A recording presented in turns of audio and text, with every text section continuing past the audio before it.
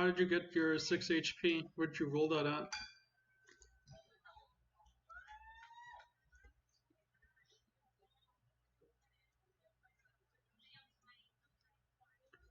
Loki. Yes? Sorry. How'd you get your 6 HP? Where'd you roll that at? I'm sorry, did I do something wrong? Yeah, you're updating your HP, right? Yeah, I did. Right, where did you roll that? Like I don't. I did 5 plus my Constitution modifier. So that's 7. 17 plus 7 is 24. That's why I was like curious, like it didn't add up. Oh, wait. Your Constitution modifier is +2, right? Yeah, it's +1. Oh, is it really? Okay. Yeah. Never mind. I thought it was +2 for some reason. My bad. Alright. Who wants to do a quick recap? And then we'll continue on.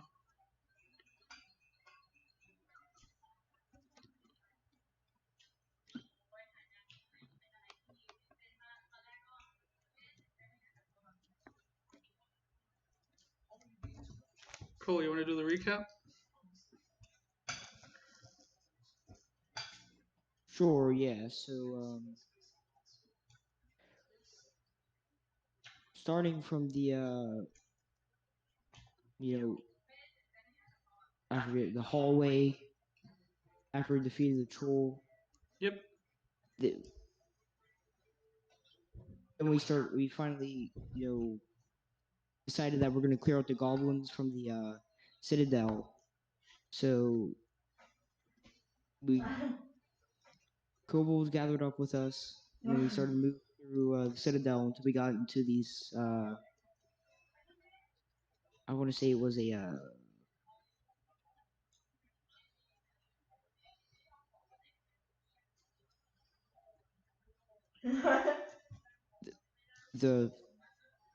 Sorry, what's this place called in right now? I think it's like would have been the original cathedral of the Citadel. Where we found a lot of goblins. We started to go through and clear them out. And 3 hobgoblins came out from the northern bit. Mirai used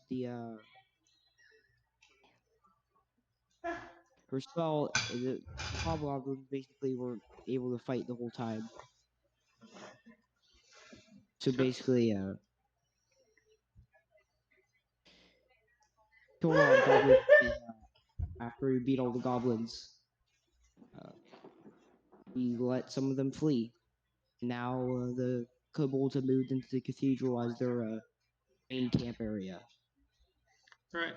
So while you guys took your guys' rest, the call kind of went out that there is a passage that you guys haven't like discovered yet.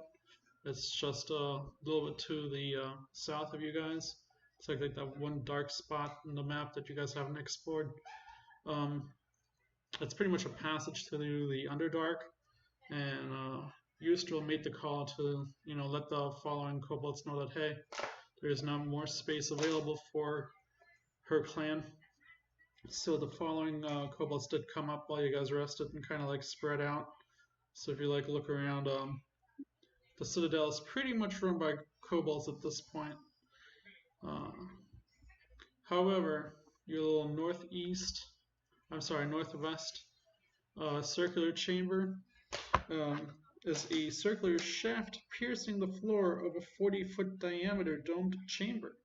Dim violet light shines out of the shaft, revealing sickly white and gray vines that coat the walls of the shaft. The light is supplemented by 4 lit wall torches set aquadescent around the periphery of the chamber. A crudely fashioned stone throne sits against the curve of the northwestern wall. A large iron chest serves as a throne's footstool.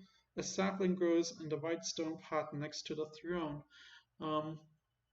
Pretty much when you guys entered this little, I guess, dome chamber, uh, you realize that that is the direction that one of the hobgoblins and a couple of goblins made their escape to.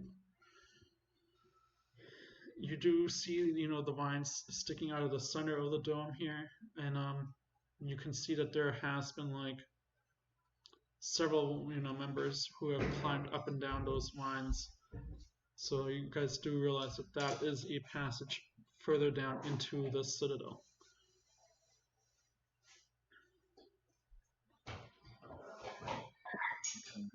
Well, I mean, what do we want to do? Do we want to go down into the depths of hell and kill some more goblins?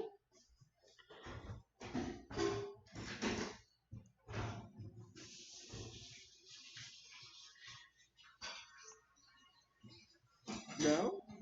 Nobody wants to kill goblins? I'm following your lead.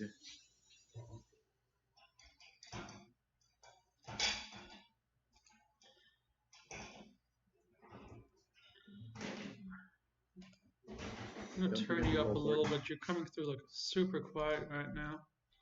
Like last time you guys were like super loud. This time you're like all super quiet on my end. Give me 1 second. Alright. Sinclair, don't forget to roll for portent if you haven't already. Oh my, I entirely forgot.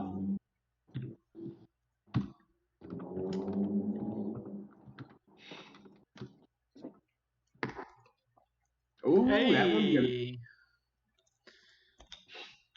That one will come in handy. Nat 20. Nice. So 8 and a 20. Noted.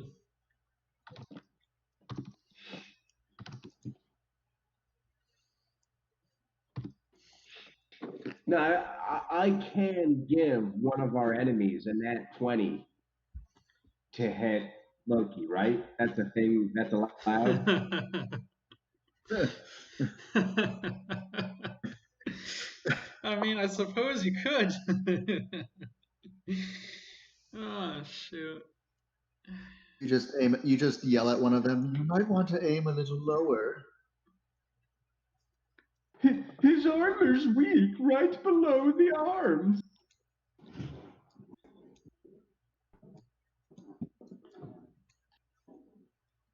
Well, guys, are we going down the pit? Are we? Are we taking some of the elite kobolds with us? And as you kind of mentioned that, Yusdrayl say, kind of like points to you guys and thank you.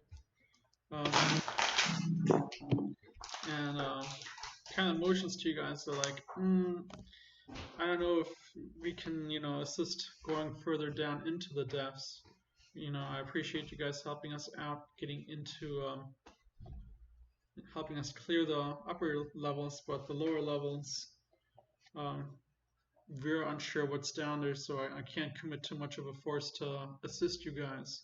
But she does kind of like point at like 2 kobolds that are, in the room with them to kind of like say, hey, you guys are the voluntary group to go with you guys. Well, if that's the case, can we consider our agreement to clear out this place completed? Repeat your question? Has our agreement that we made to clear the citadel of goblins been completed? Correct. This is as much as that the kobolds, truly care about at this point.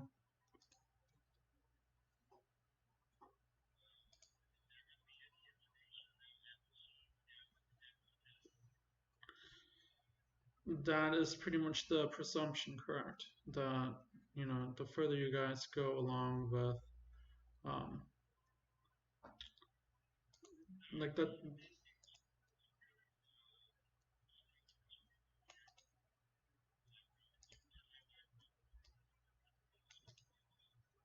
Mm-hmm.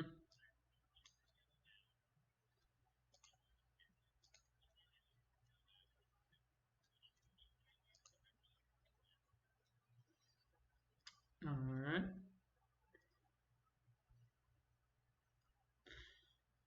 All right. Give me 1 second.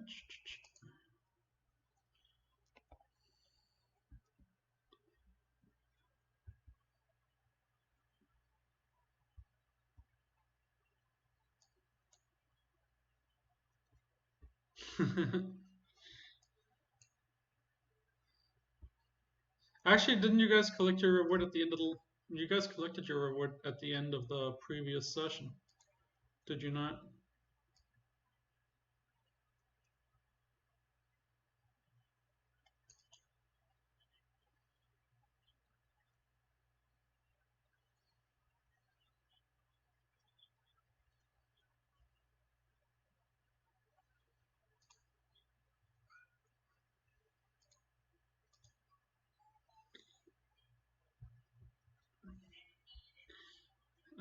I'm not. I'm not one to not you know follow through with what was suggested. As she kind of hands out a series of scrolls to each of you, tossing towards Sinclair as he's kind of like going down the whole scroll as well. Pretty much, it's just going to be tossed down. You might have to pick it up off the floor if you're not able to catch it.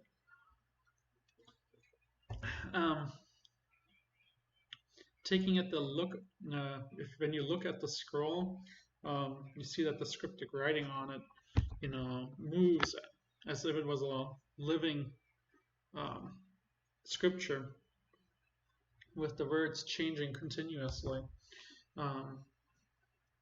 If Mirai, if you want to take a wisdom or a perception check on it, or an arcana check, either or, you're welcome to.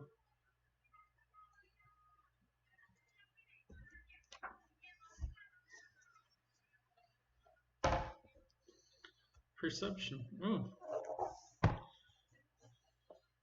I guess because you're not used to the script moving rather than staying, in the standstill motion, you're unable to assess the fact that, the writing on it should have been familiar to you. You do see words like cure, but again, you're not able to figure out what it is. Look, yeah, go for it since you do have magical abilities now too. Yep.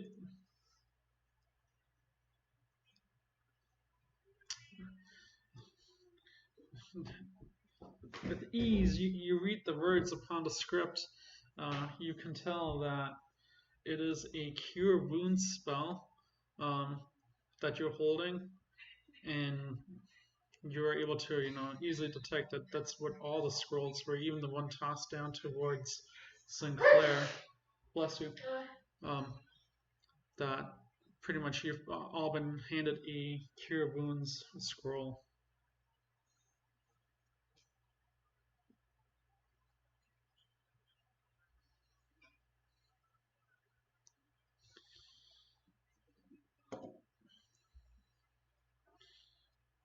Alright.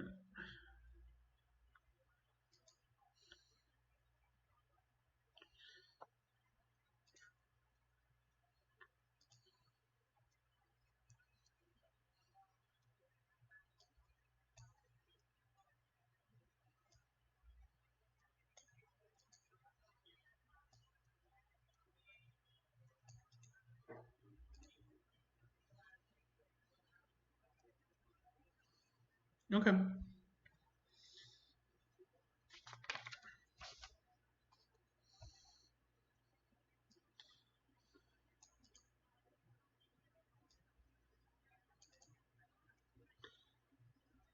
Give me 1 second.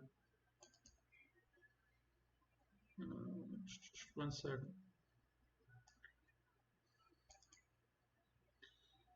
And Loki.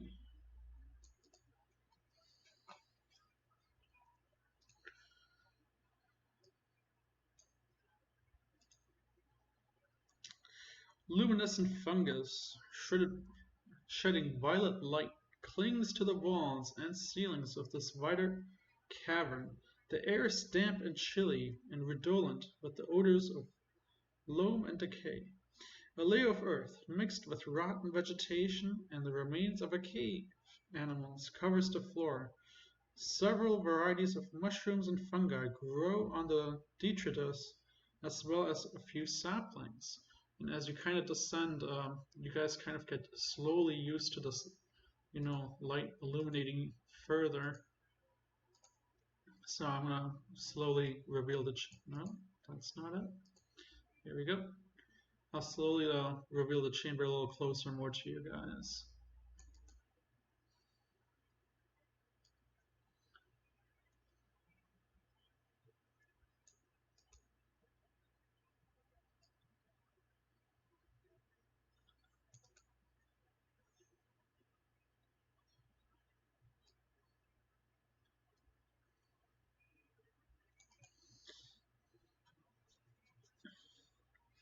And as you guys are kind of like moving about, or as you guys, slowly get adjusted to the light, you see that there's robed skeletons kind of, moving along. They seem to be holding some shovels.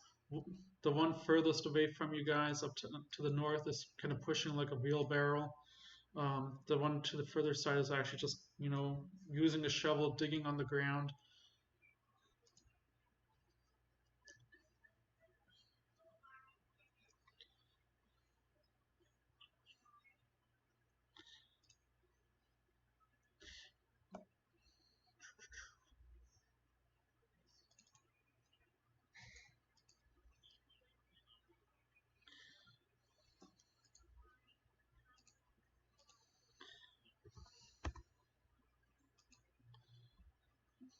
And as you're kind of like, and as you guys start, waving towards the, robed skeletons, go ahead and roll for initiative.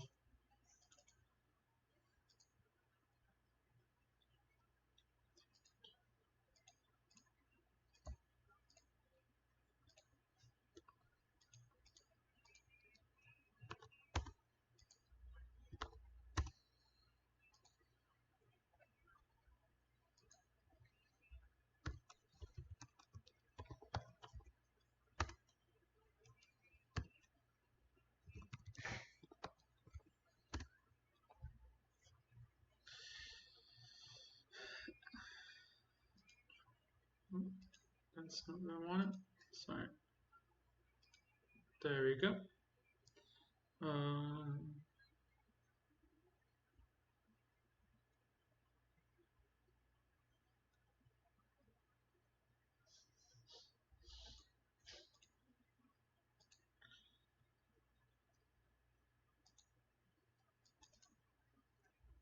Okay.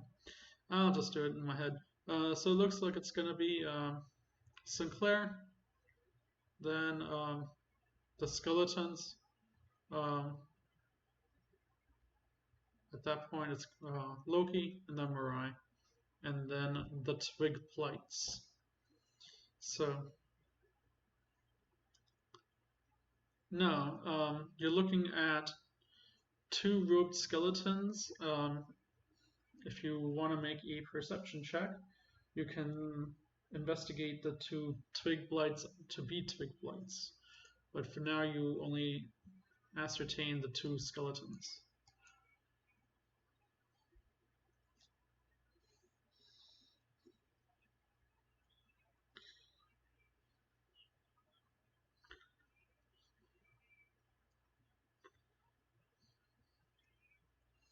Go for it.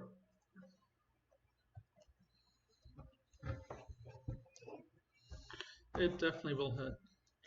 Go ahead and roll for damage. 5. Singeing the skeleton. The ropes catch fire as they are, rather old and molded, but he is still standing.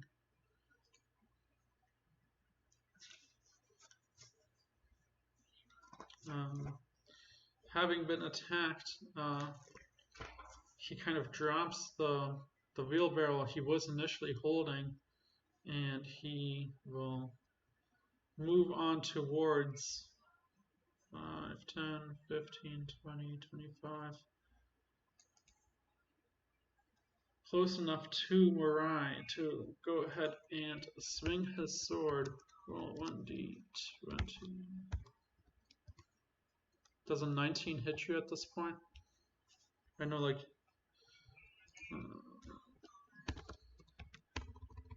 okay.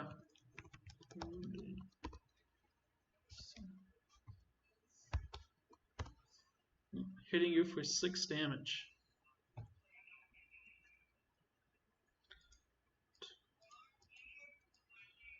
The second skeleton, catching motion of what's going on as well, will also come towards Mirai. Swinging his sapple at you, but missing. So at that point, I believe it is Cole's turn.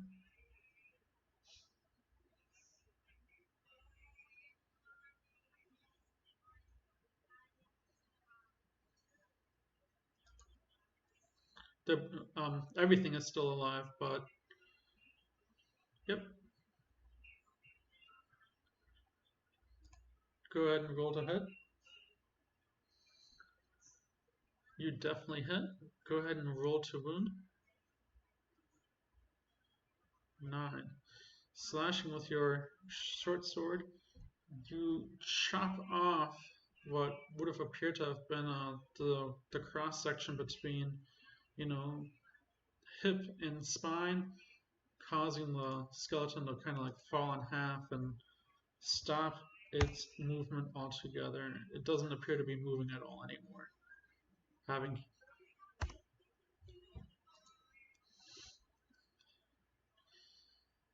Go ahead, Mirai.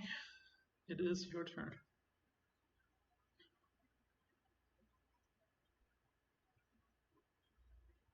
Yep. They're kind of like very like rotten, tattered, pieces of ropes that probably would have been, whatever they were wearing when they were still alive.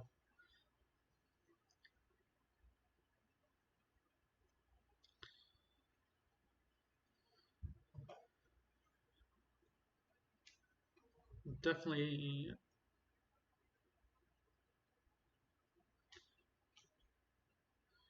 slashing at the skeleton, you cause severe damage to the skeleton. It seems to have lost a limb, and it's kind of wiggling around like off balance, but it's still moving and still alive. It kind of like does one of those like deathless moans at you.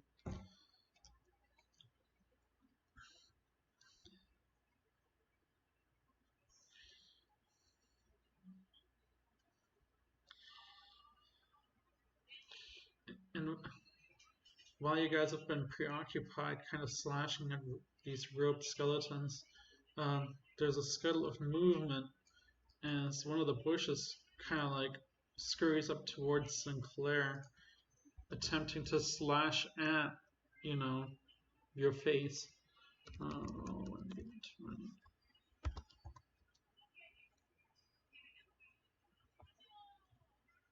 And 19.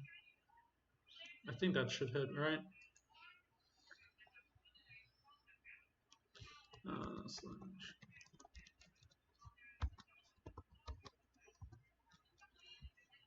Causing 3 slashing damage.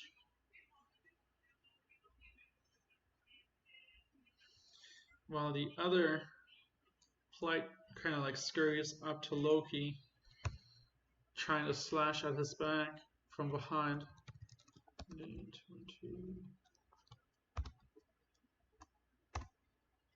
Will a 12 hit you at this point?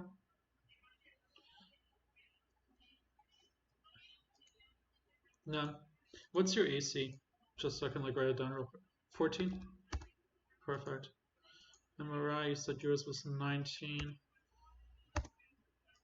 And yours is 12.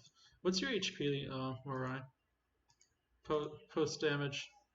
I know you were like at 40 or something.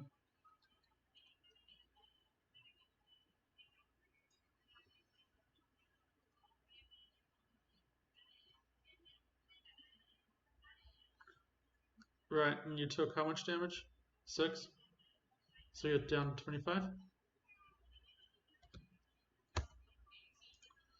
Alright, cool. It is Sinclair's turn.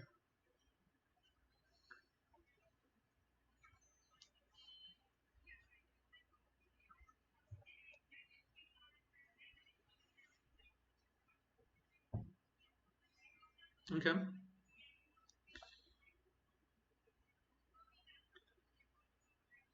$18. Casting your fireball, you just miss hitting Mirai, but hitting the skeleton dead on. Go ahead and roll for damage. Now let.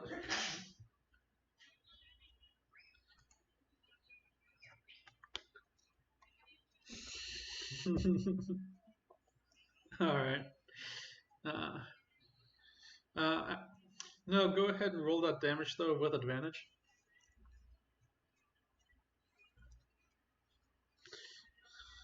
Blasting the robed skeleton, his robes bursting flame, causing his brittle bones to, crackle and diminish.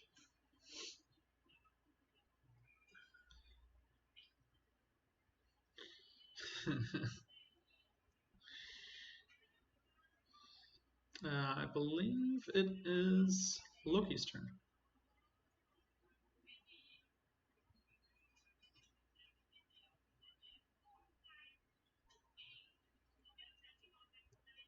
Go ahead.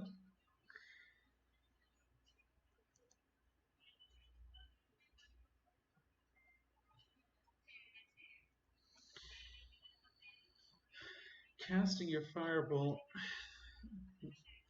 you seem to, be at a loss of words. The incantation that, is on the list of your tongue just slips away, and you just aren't able to cast a spell properly in time. You are unable to, cast your spell. It does not hit. It.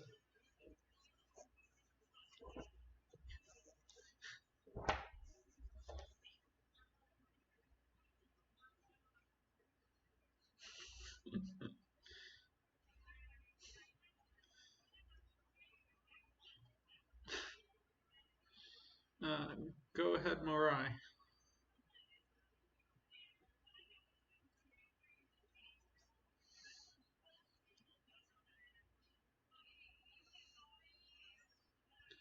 Go ahead.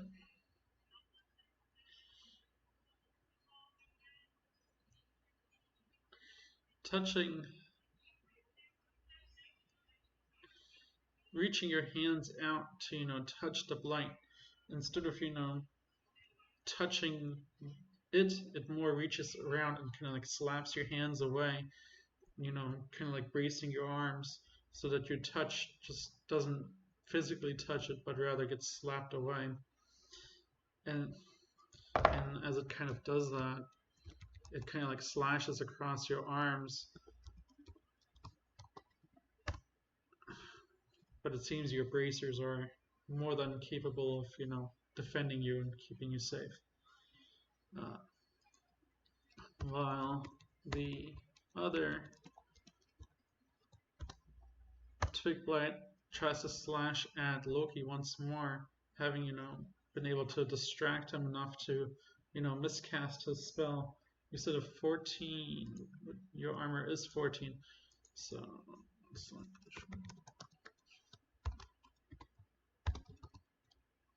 causing 4 slashing damage to Mr. Loki, bringing you down to 19.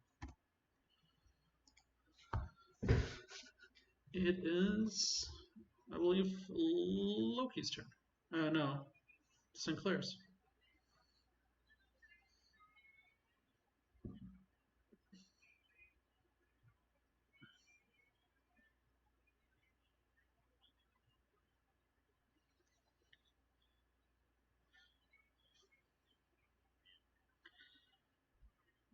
Okay.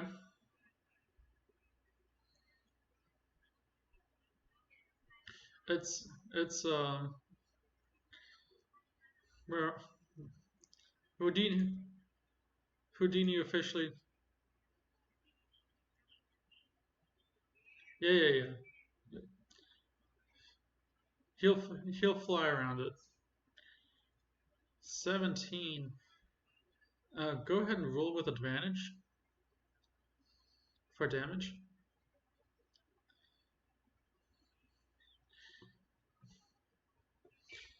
the dry wood that the twig, imbues just simply, catches fire so easily, bursting it, aflame, killing it instantly. Loki.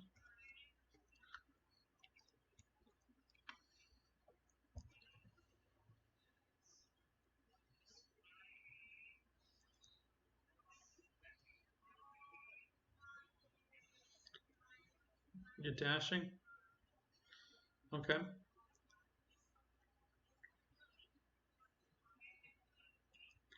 Yep.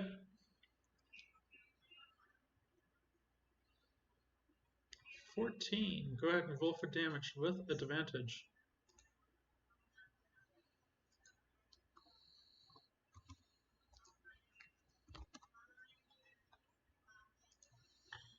Again, catching wind of how it's done after getting a little schooling, you burst this twig blight to pieces.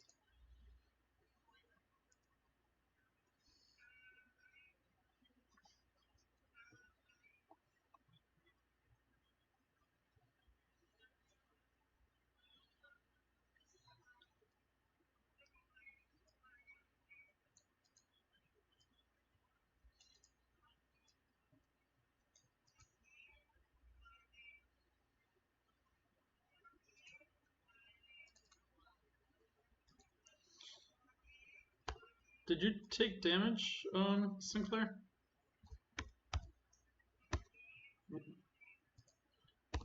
Three points? Okay. So I'm just trying to You did. I don't know why it went down. Sorry. No, you're good. You're good. No, you're good. You're good. I fixed it. I fixed it.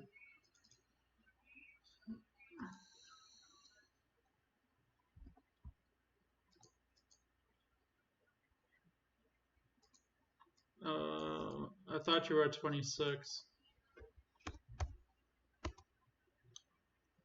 Listen, we'll just go with it. You were 26 upstairs. I know you were 26 upstairs, so. And kind of like as Loki kind of burst that twig apart, to the north, you hear kind of like that scruffling as like you hear like tiny feet scrambling up towards you guys. As two giant rats kind of like crawl out of the opening just to the north of you guys.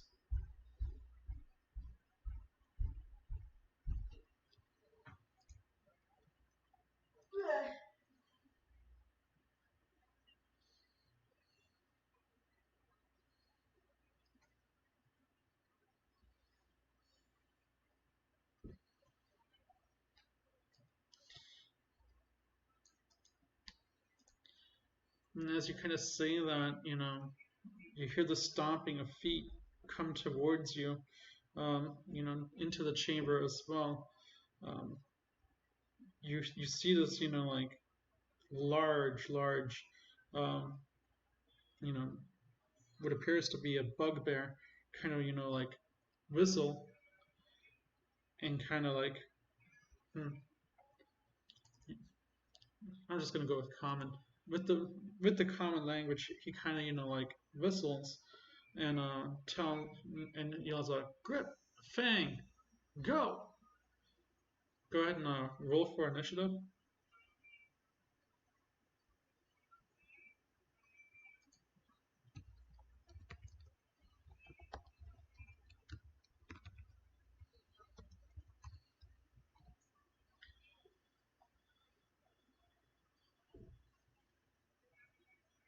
Yep.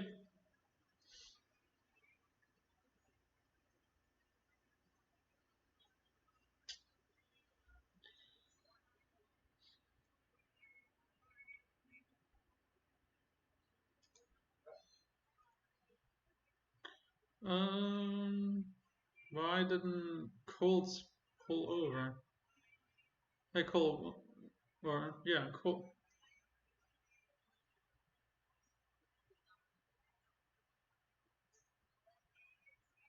Just roll again. I'll fix it. No, I'll fix it. I can fix it on mine.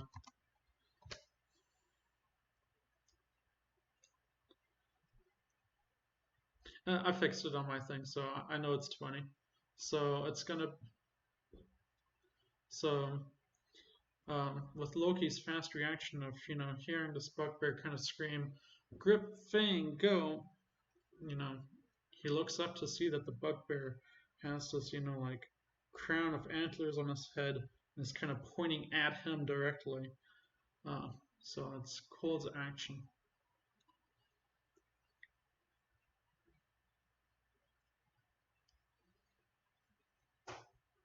Okay.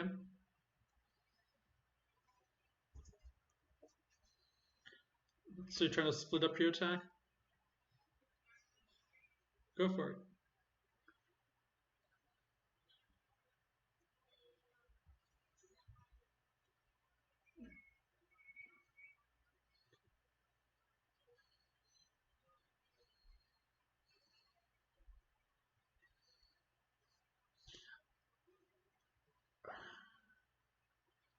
Why don't you... What's the max magic missiles you can have in all reality?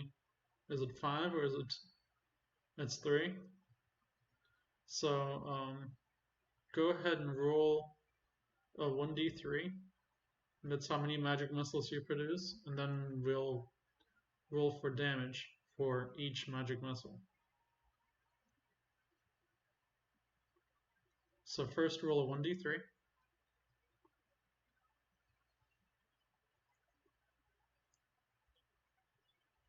So slash or / roll 1d3.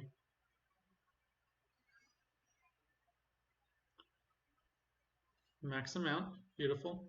So you can actually split your damage between all 3 like you wanted to.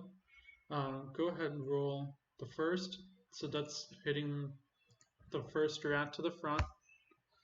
The next rat, go ahead and roll also 4 damage. And the bugbear takes a nice big hit of magic force.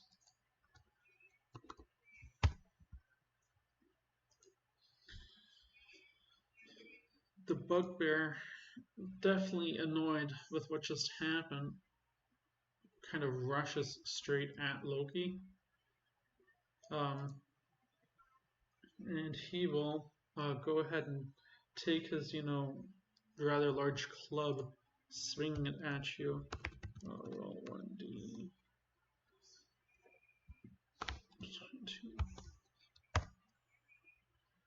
However, in the rage that he's in, he just kind of like runs up to you and kind of like stumbles across his feet, slipping and falling. He's kind of like prone in front of you. The rats, however, kind of taking note of their master's movement, match his pace, and they will each try to, bite at you as well. 1 second.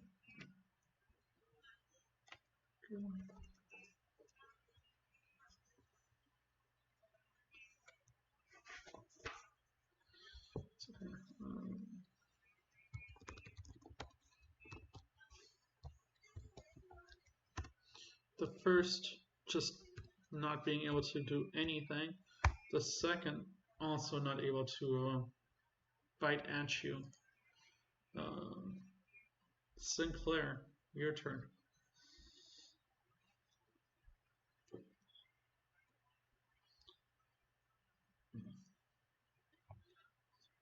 Correct. The ran pretty much the bugbear rushed up and stumbled and tripped over his feet.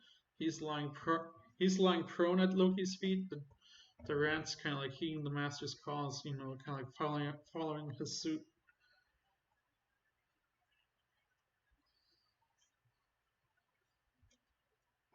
Correct.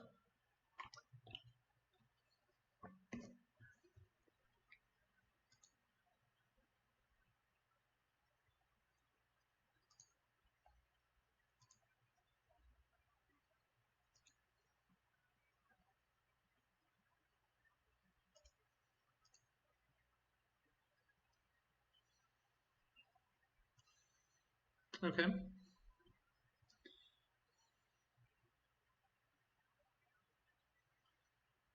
All right.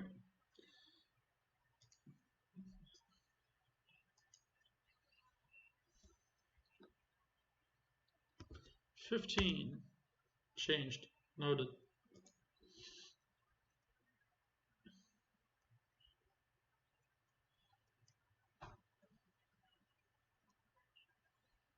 Okay.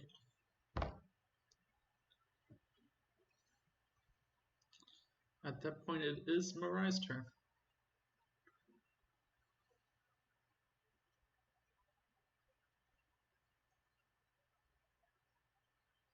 Mm-hmm.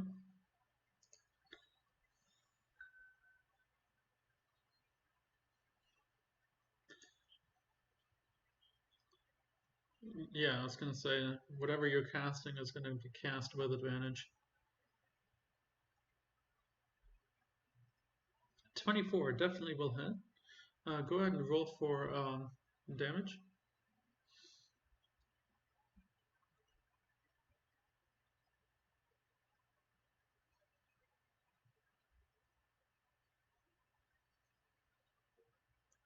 "13." Reaching your hands out, you see that his armor starts to melt away off his body, and his skin starts to necrose, um, leaving him, with necrotic skin tissue. He is still alive and breathing, and he screams out in, pain. Go ahead, Loki. Oh, I'm sorry. No. Go ahead. Go ahead.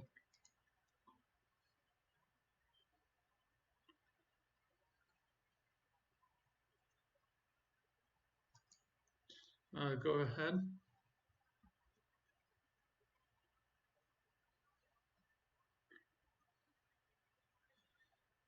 Your your spiritual weapon slashes, and even though the bugbear seems to be prone on the floor, it kind of like slashes over his body, unable to connect. Okay.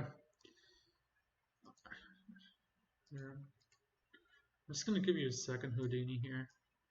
We know that this is the spiritual weapon, so there you go.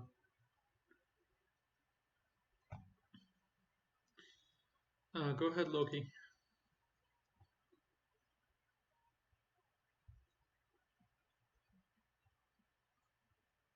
All right.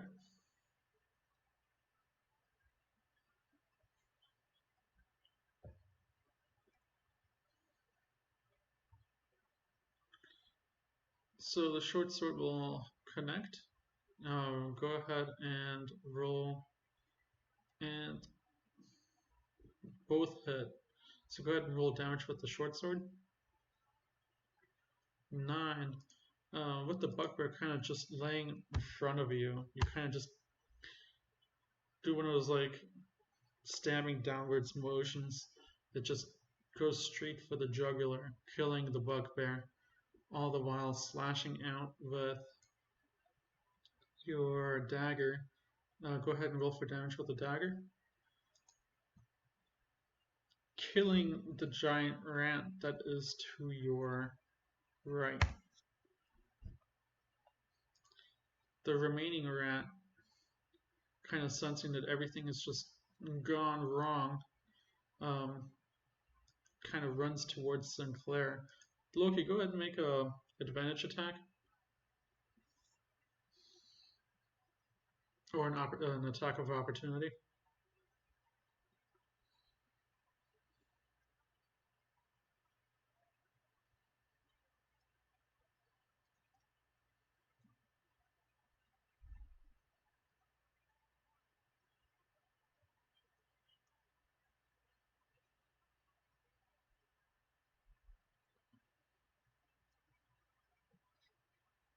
Colt?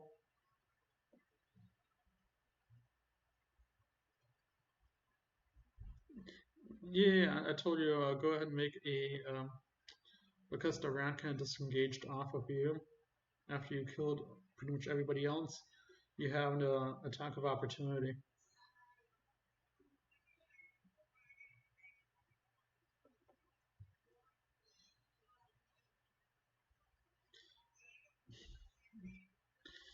casting your firebolt, you definitely hit it. Go ahead and roll for damage.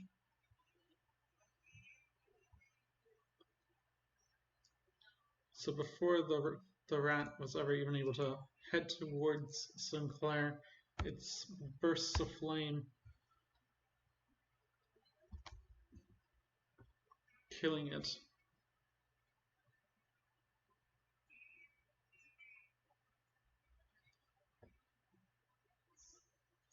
Everything is dead. You've killed pretty much most of it.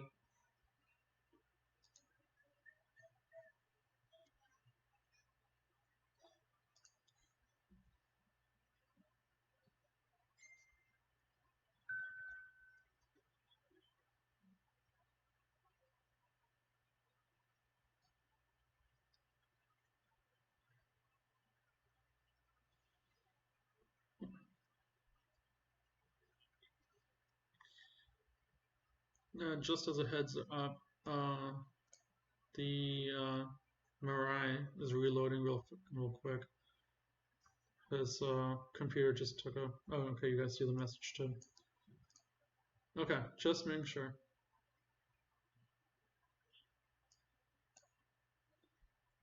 Go ahead, roll an investigation.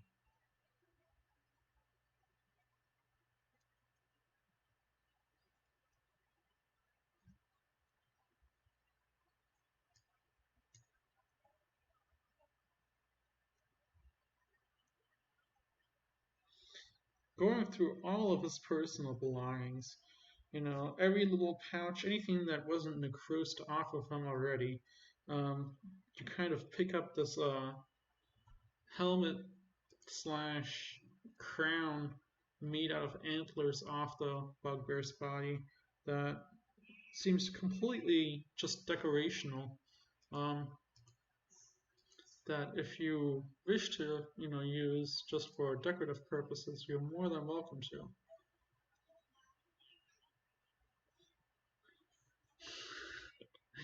I thought so.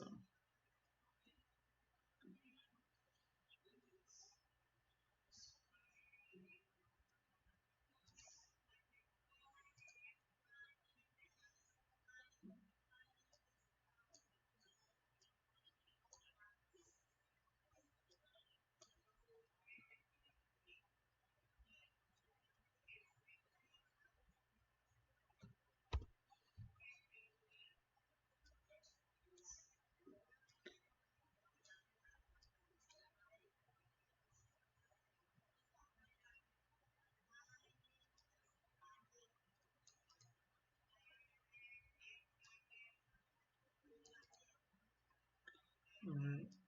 Mirai, are you back? I can't tell if you like reloaded or not.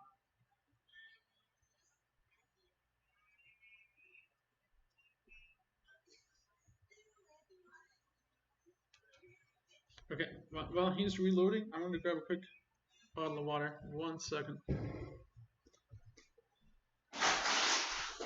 all right needs to mean already. It's just a couple sections to the pitch. So, are you back? Well, nicely timed. So while you were gone, Loki took the time to investigate the bugbear, taking off his antler crown and placing it on his head immediately.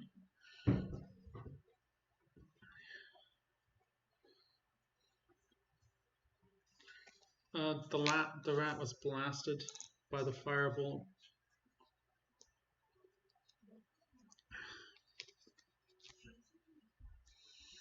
So Loki was able to kill it with ease.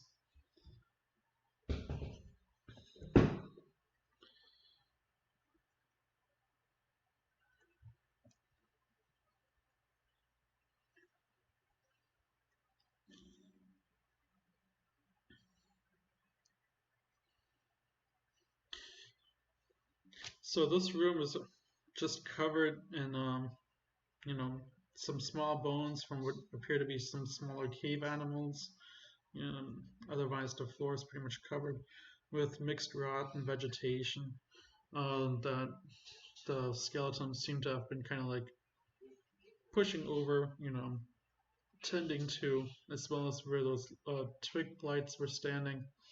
You saw that there was, minor growth of small twigs.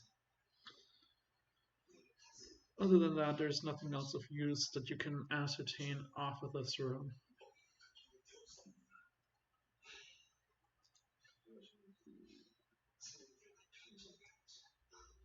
So you guys do see that there is a door to the bottom, and there is a room to the east side, as well as the cave entrance that, the bugbear and rats came out of. So you do have options that, you do have.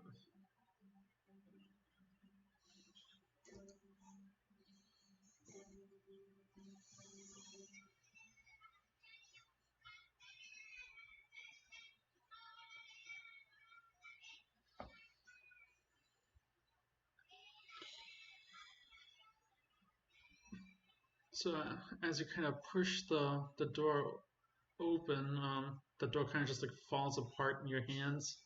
There was nothing that truly held that door open, revealing a longish tunnel.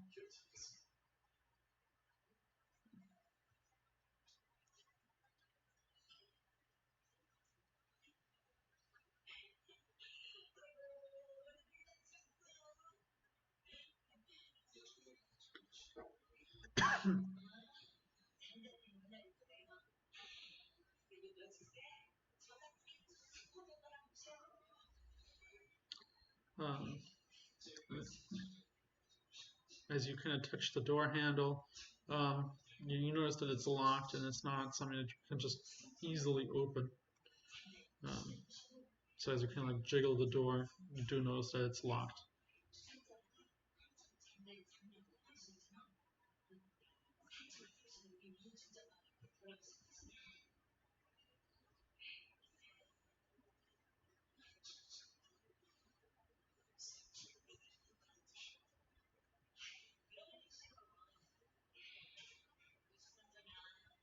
As you kind of like jiggle the door handle, you also notice that the door handle is locked and that it doesn't appear to open with just jiggling it open.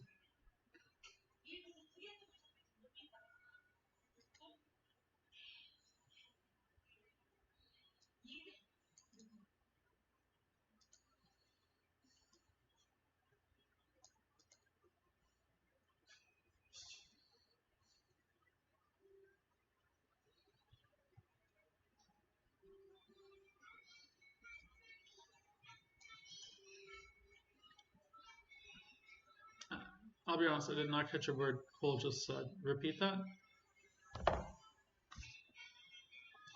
Alright, go ahead and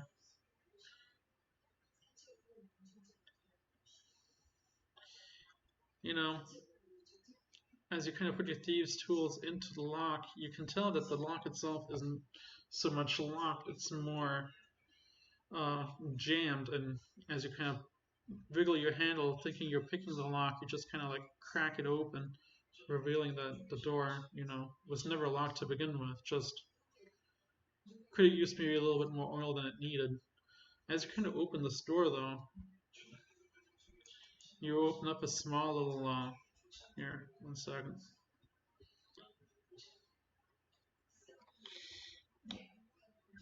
As you kind of like open this doorway, 2 rows of dragon-carved marble columns march the length of the hall, most completely covered in luminescent fungus. The cobbled floor is cracked and stained, and on it sits many small wooden tables. The contents of the tables include mortars and pestles, small tools, bowls filled with crushed leaves, chopped fungus stalks, and other plant specimens. The many doors leading off this hall are all partly open.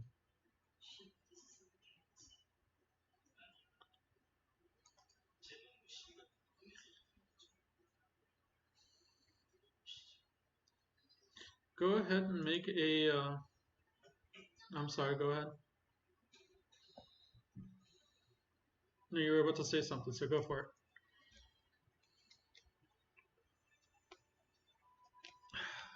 Go ahead and make a perception check.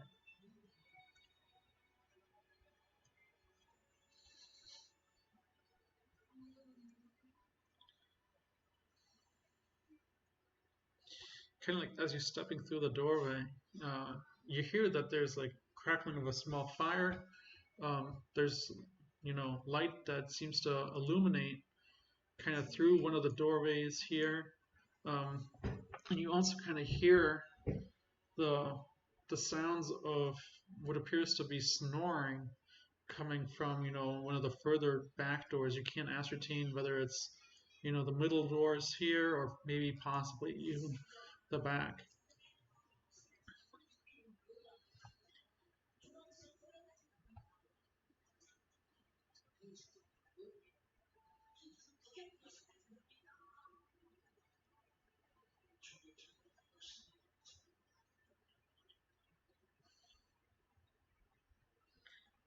Sure. Kind of as you peek through the door. Hold on.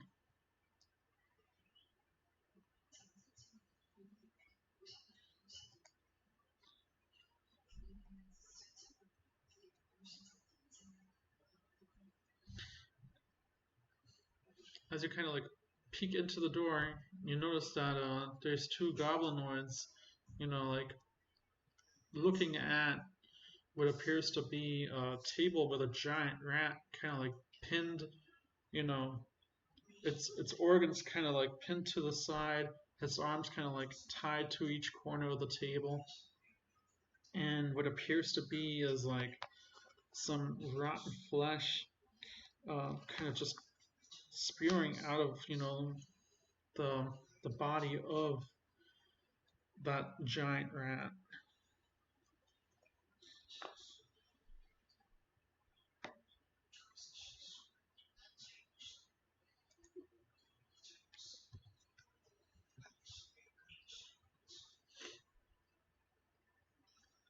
Taking a peek at the middle chamber,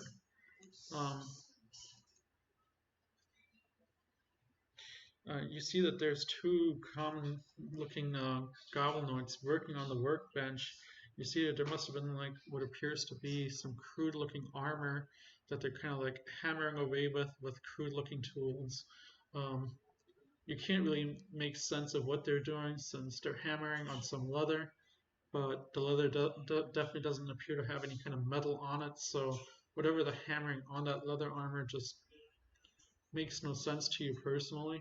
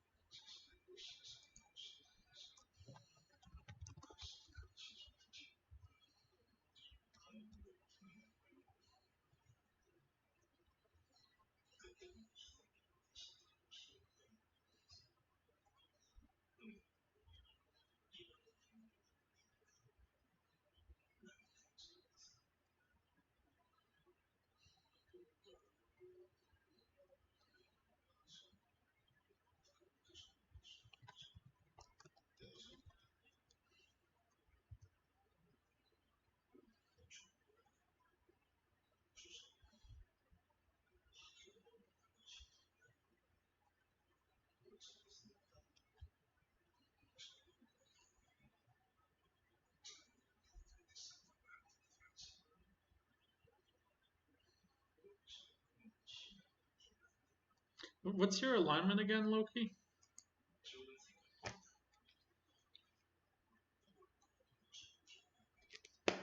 Okay.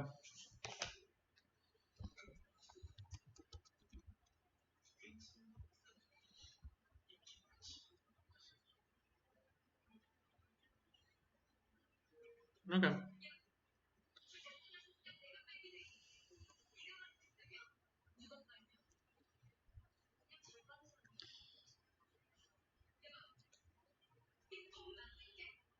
As you guys kind of like make your conversation, the goblin kind of like walks through the very northwestern door and kind of looks at you guys in surprise. Um,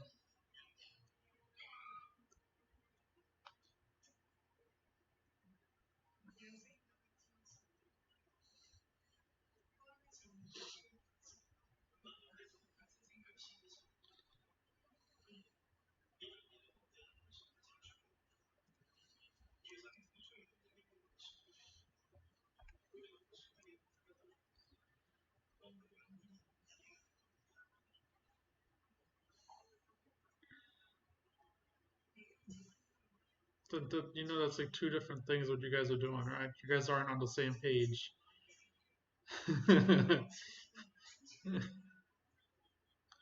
Well, just making sure. Okay. So Sinclair, why don't you roll for um, when you're trying to convince them? Well, what's the appropriate role for that? Uh, yeah, go ahead and roll for deception. And Loki, go ahead and roll for intimidation.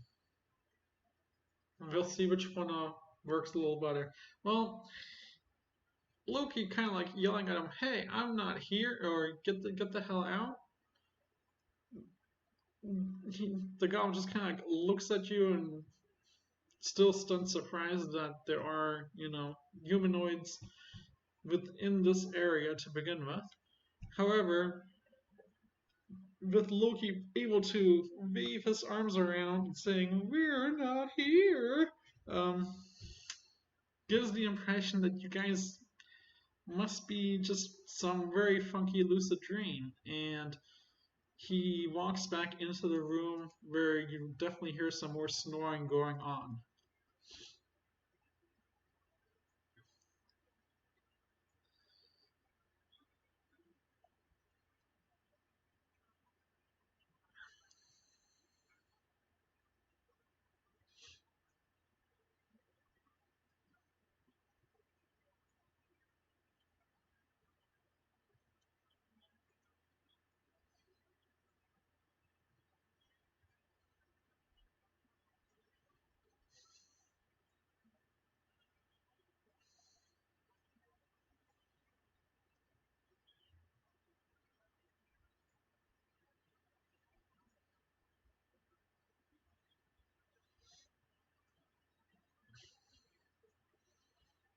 I mean,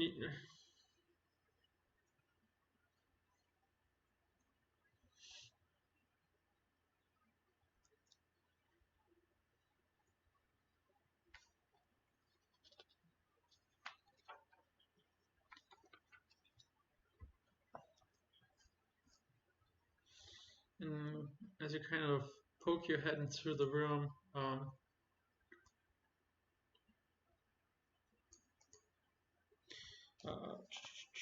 sorry, you see that there are two common goblinoids.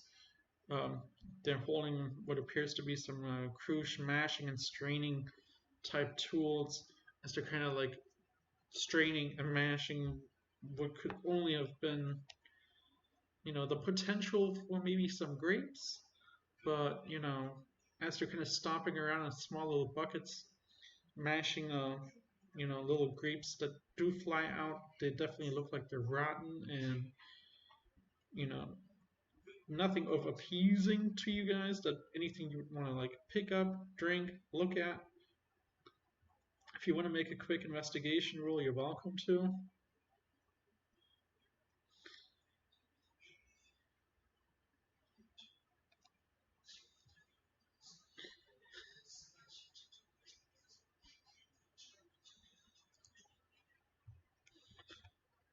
All right, go ahead and roll a sleight of hand to see if you can sneakily close the door. With the mashing and everything that's going on in that room, you're able to shut that door without issue.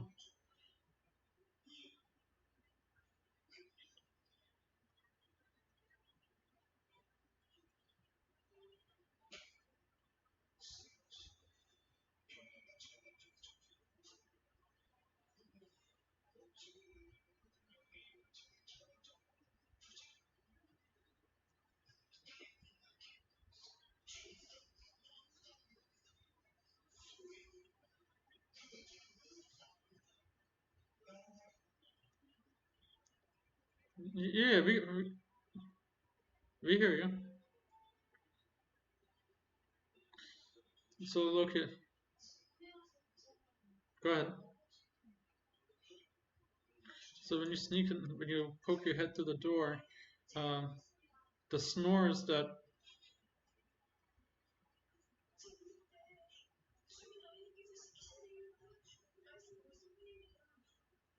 So as you guys kind of like poke your door, when you poke the door open, you hear that there's snores coming out, loudly from 3 different members of that room. The goblin that you guys convinced you're not here is, back asleep, snoring soundly.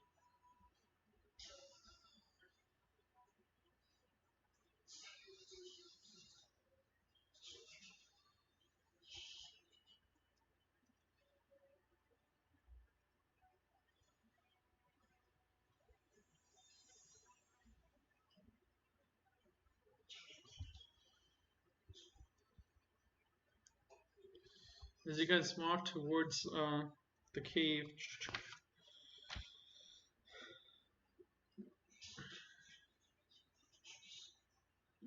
just gonna illuminate the thing as a whole. The floor of this rough cavern is stained and smells of blood and animal musk. Light from glowing fungus reveal an eastern niche, which holds a pallet of matted furs, a wide wooden board on which a variety of weapons are affixed, and a great cloak of patchy black fur hung up on a slender pole. To the edge of the niche are 2 large nests made of hair, dry fungus, and refuse.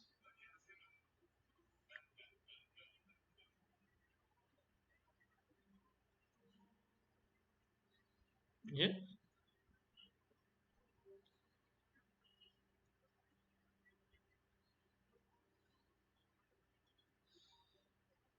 Yeah, go ahead and I'll bring you on up there. Well, maybe. As you kind of like take a look at the different furs, you notice that um, as you kind of start removing more and more of the furs off what appears to be that little like bedchamber looking thing here, um, you hear the kind of like clinkle of what could be coin, and as you kind of remove more and more of those like cloaks and furs and anything else that was supposed to be a bed, you reveal that there is about 240 silver pieces and 54 gold pieces.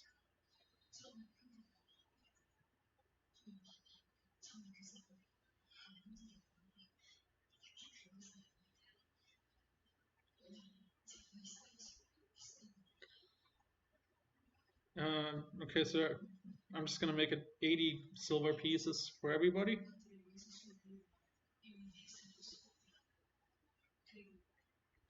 And 18 gold pieces to everybody.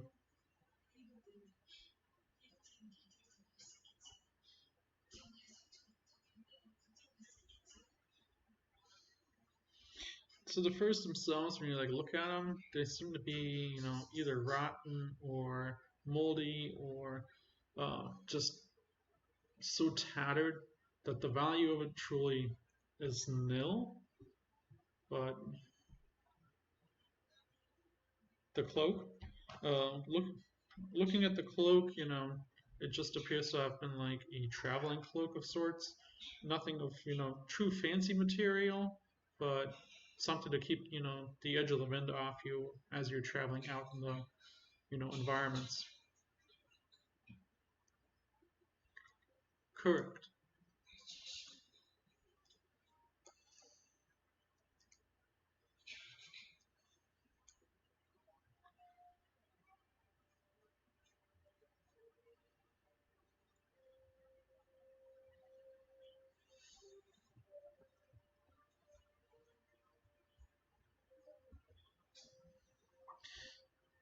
As you guys kind of, take a look into this passage, you can tell that it's no longer leading you towards what would have been, the citadel, or even beneath the citadel.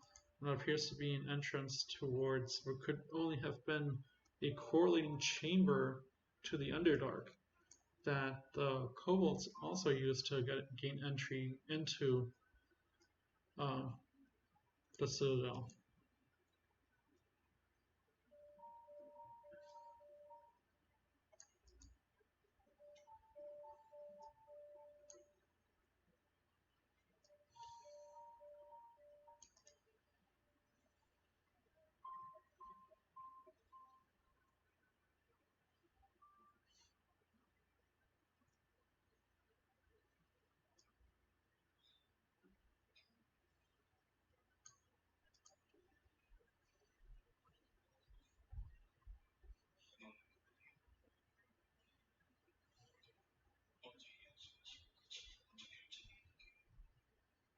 Sounds good.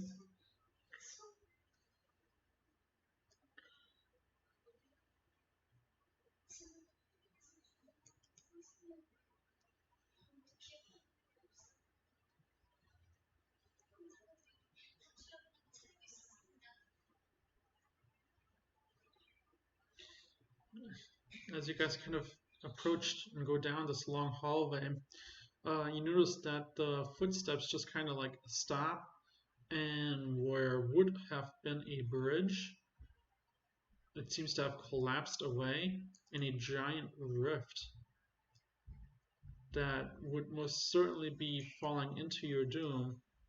Would you simply try to like jump down or reach down? I mean, this crevice is extremely long and narrow.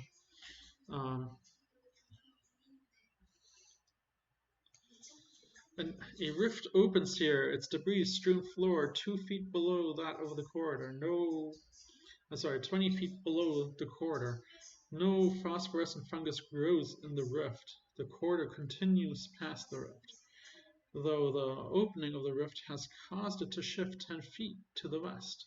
A number of 2-foot diameter holes riddle the floor of the rift. The smell of burnt earth hangs in the air.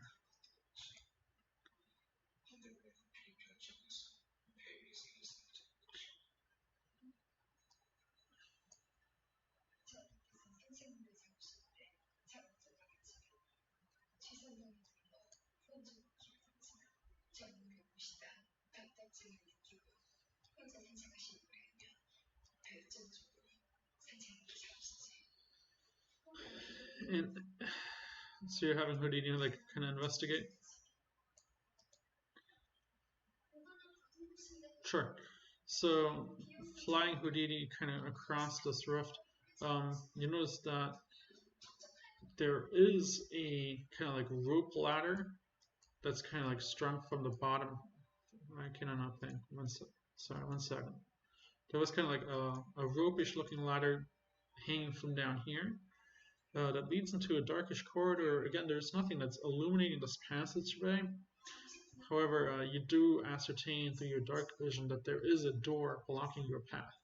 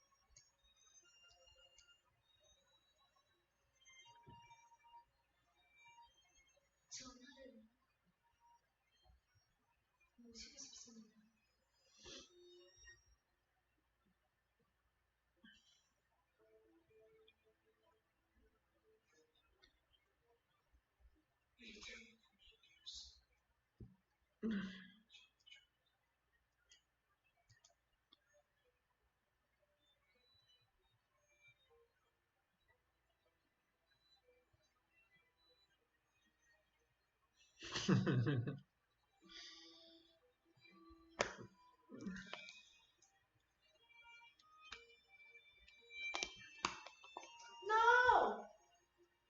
You don't have an idea?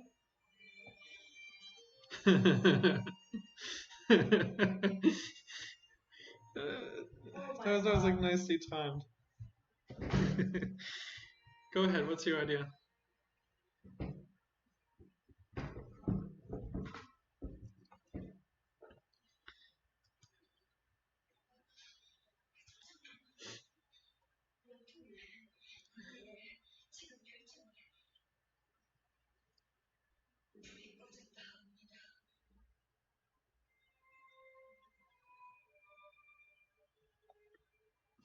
Like a Mary Poppins umbrella kind of thing to hold on to?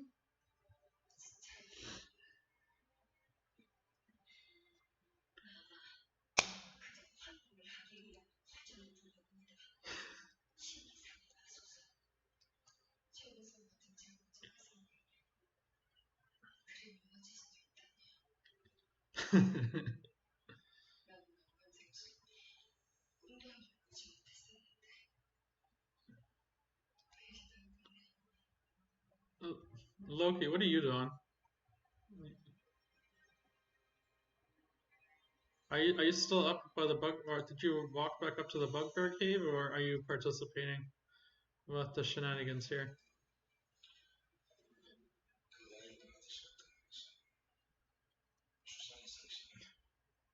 He might have muted him. Maybe he muted himself.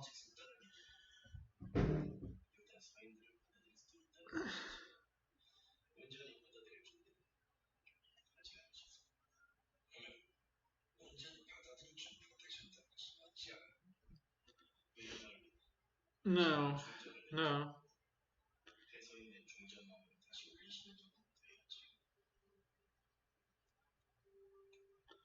Okay. So you coming back. Gotcha. Okay, just making sure. Alright.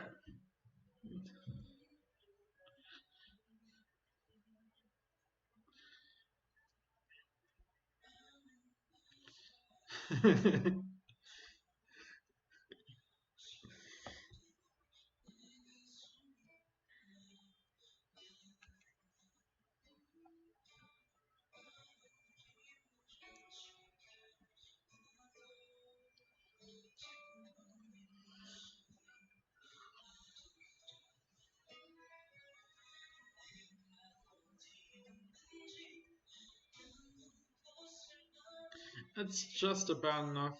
He's gonna. I'm gonna make a. Go ahead and make a dexterity save. I'm gonna see if you'll. Yeah. The person who's riding across. So kind of as you like teeter-tottering like over here, bobbling back and forth, you kind of like notice that the spiritual weapon like just is about to like give out. So you kind of like reach out at the ledge here, just enough to like leap off of whatever it is that you're riding, and kind of like land on the edge here. So you make it safely across.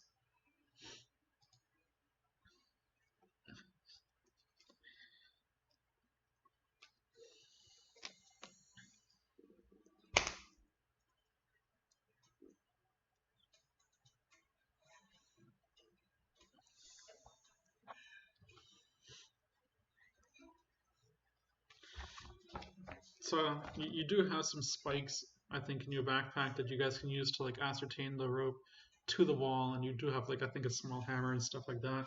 That you guys are able to like put those spikes into the wall instead. You can just kind of like make a kind of like rope bridge, like a single piece of rope that you can climb across. Yeah, there you go. Sure.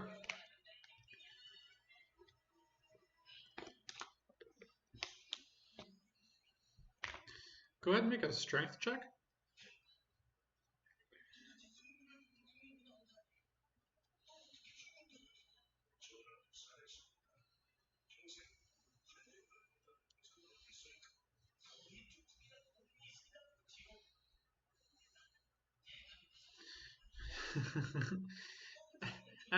As you're kind of teeter tottering, climbing your rope across the ledge here, you kind of like lose grip with one of your hands.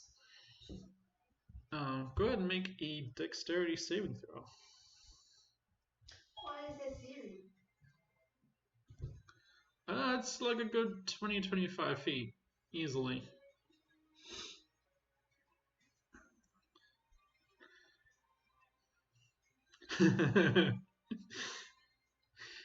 So, able to catch at first your grip slipping, you don't lose your concentration enough to give up your ability to think clearly. You reach out once again with your hand as you kind of like climb across, able to make it safely, close enough for Sinclair to at least pull you in.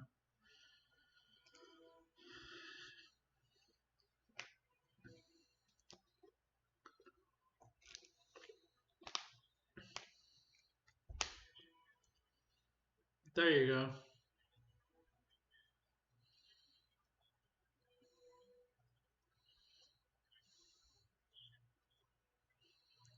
There you go.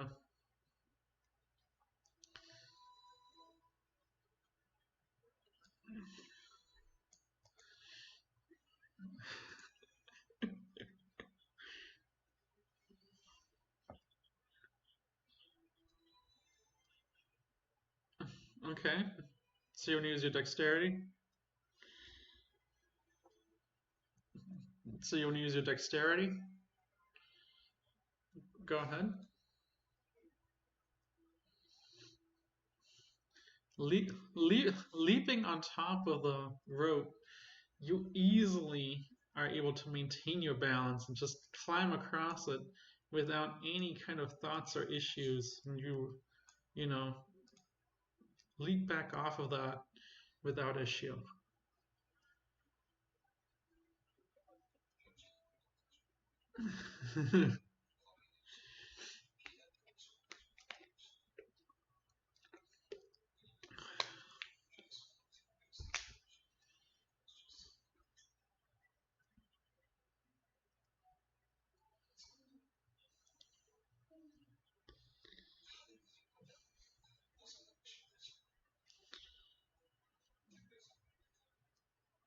An owl?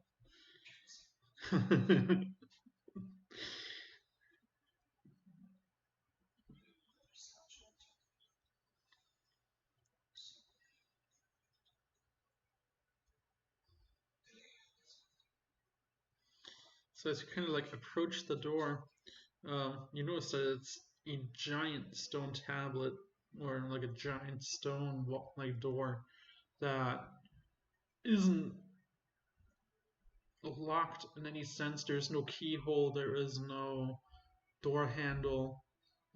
You just see a giant slab, but you can definitely tell like there's creases where there would be a door.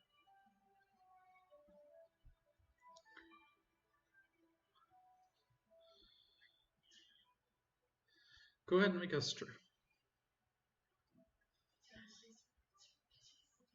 So the stone slab does not have anything that lets you grip to pull, but you're definitely capable of trying to give it another push if you want to use a strength check.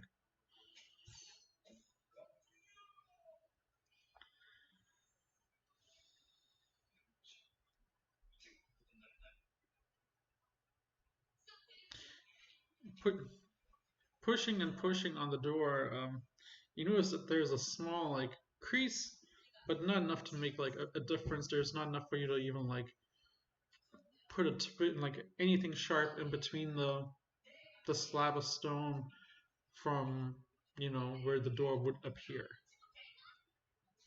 So it's moved a little bit, but not enough for you to like open it.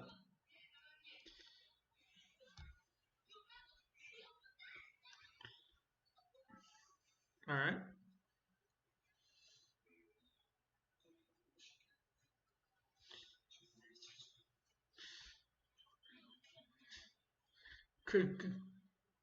Combining your strength, you're able to, feel that the door is moving, but not enough again to like open it. Go ahead, Loki. Between the between the three of you pushing, on all aspects of the stone slab, instead of simply, pushing it in like a forward opening motion, you're just pushing on the door enough to just kind of like push it over, so it kind of like topbles into the room rather than opening as a door. And as the kind of like dust clears, a faded mosaic tiles, stone, faded mosaic tiles still decorate parts of the wall, but most have fallen to the dust-covered floor and shattered. Situated at the center of the chamber stands a slim pedestal of a rusted iron shaped like an upright dragon. In the dragon's mouth rests an empty tray.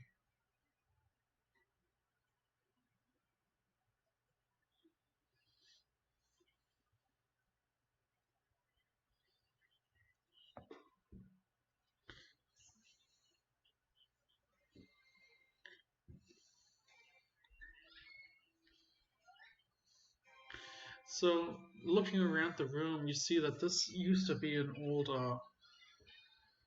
spiritual room for not just prayer, but also of just a religious occult. And the dragon itself is a symbolic piece of, tribute. And the empty tray, taking a look at it, you could have seen that there once would have been, like coins filled, either of gold, gems, silver coins, what have you, in that sense, as well as, looking at the mosaics, you see that the mosaics that, are crumbled, or the ones that, aren't broken, show this very room just filled with, what would have been gold and tribute to the dragon that once stayed here.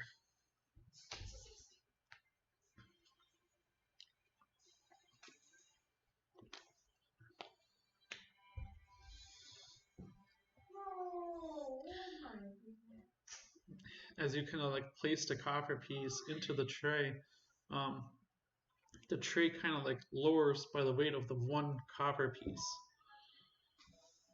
But you can't physically ascertain any kind of changes in the room.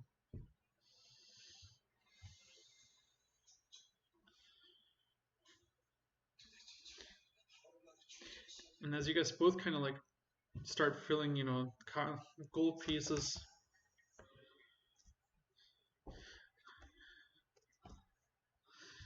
as you guys kind of drop these coins into the tray kind of like slowly starts to, gain the weight. And as it does so, the wings on the dragon slowly start to spread. But they're not spread open all the way yet.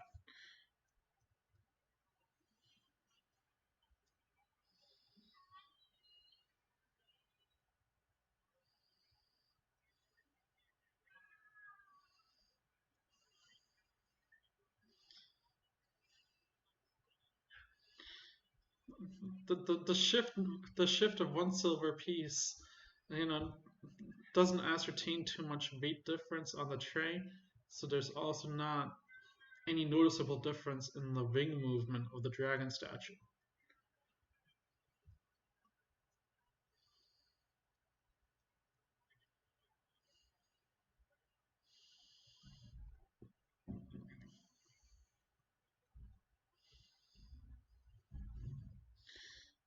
And again, as you guys add another 10 gold, and the weight kind of tickles onto that little plate, filling up a little more, the wings again start moving a little further and further open. They're about 30% open from where they were.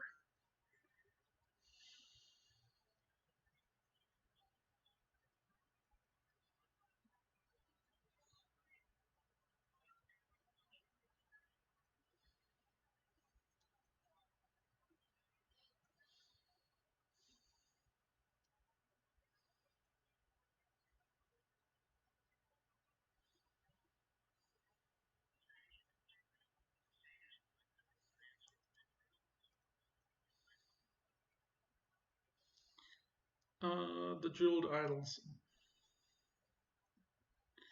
Um, Putting the weight of the jeweled idols, the wings definitely start spreading a lot further open. They're about 70% open.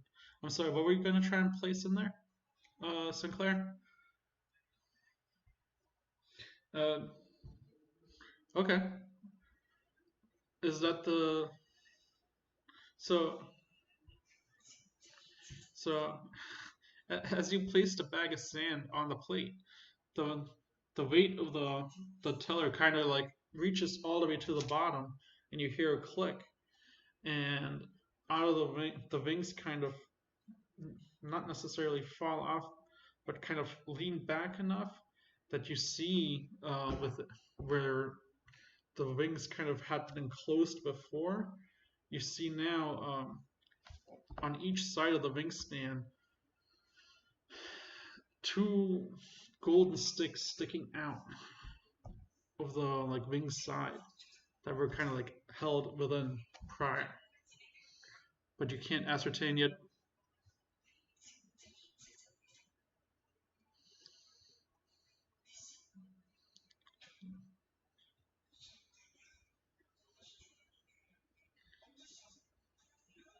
you try to... Okay. Go ahead and make a strength check.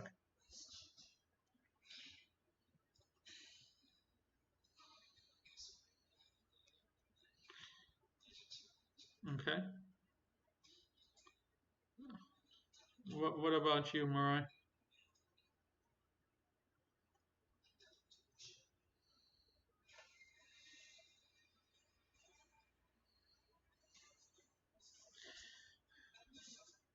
So with Mirai trying to like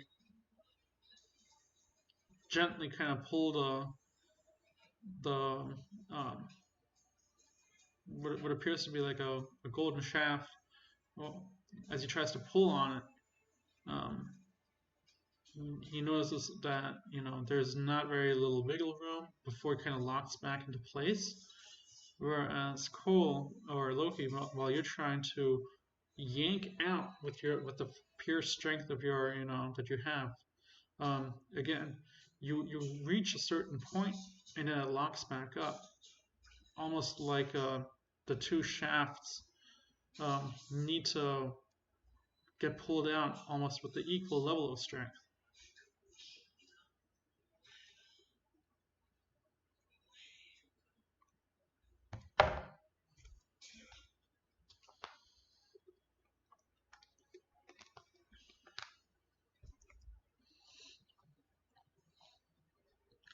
Go ahead and roll your strength.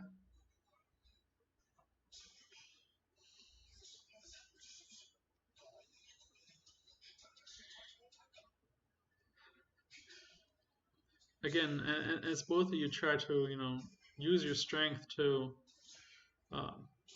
Mirai, why don't you add your strength to Cole's side just to see what happens. Perfect. As you guys, as Loki and Mirai kind of like pull on one side and Sinclair on the other, the two shafts kind of like pull out, and you can ascertain that they're two javelins made of pure gold.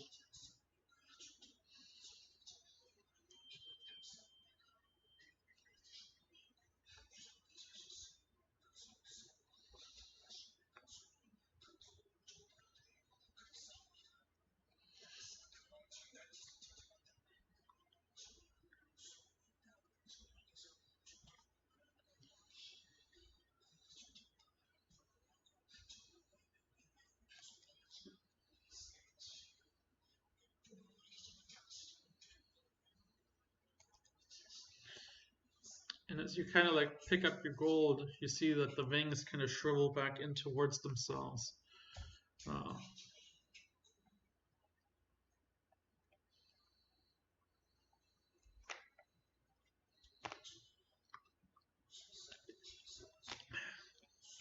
Not with your investigation that you've done already. You've kind of seen everything that there was. That the tribute that would have been in this room has long ago been looted out.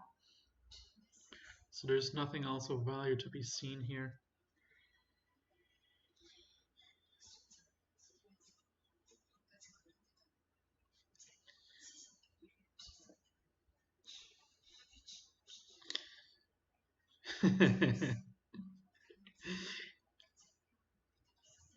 Are you going back for him? Are you?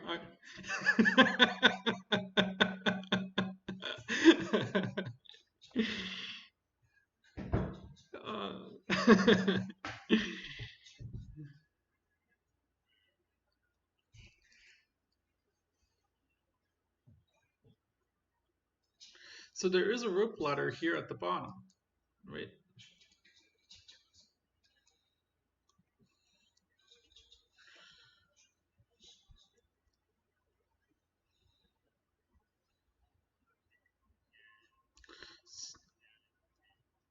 So like the rope is kind of like strung along the floor here, but it's still attached to the wall up here.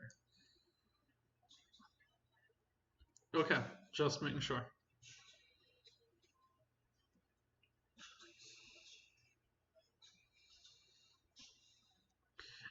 And you guys, managed to climb the rope ladder without any kind of issue, getting you into.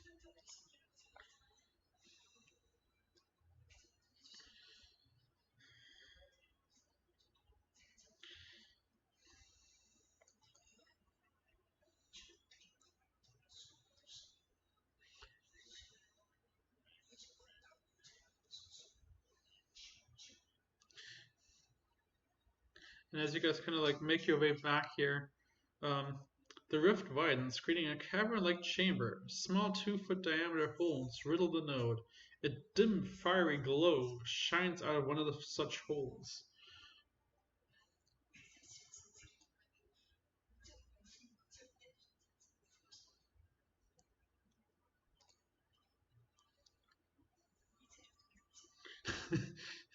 And as you can go ahead and roll for initiative.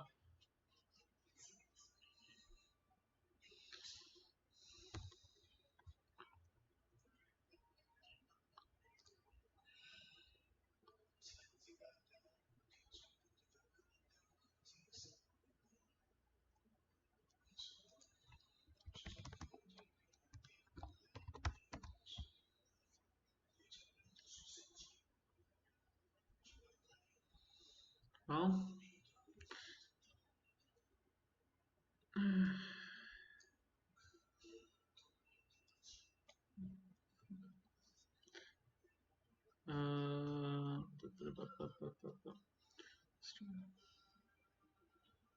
so I'm not sure how Houdini's initiative is showing up now, but seeing as you guys are sharing, seeing as you guys share, seeing as you guys share that initiative, I'm not worried about that. You guys are pretty much all more or faster than the snake that starts slithering, out of this fiery hole.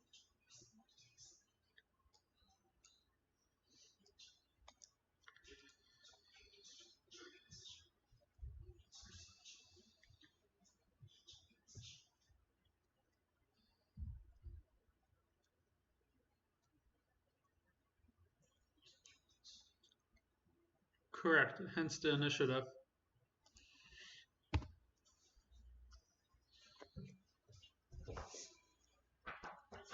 So you do have the fastest initiative, Sinclair, with 17.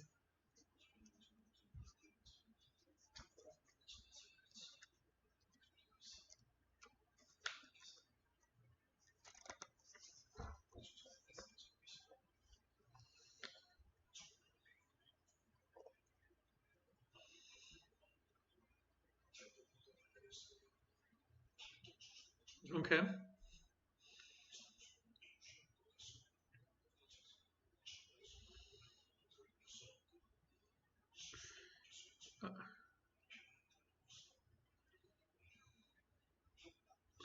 So the front, it's same as any fire breath weapon or any kind of breath weapon.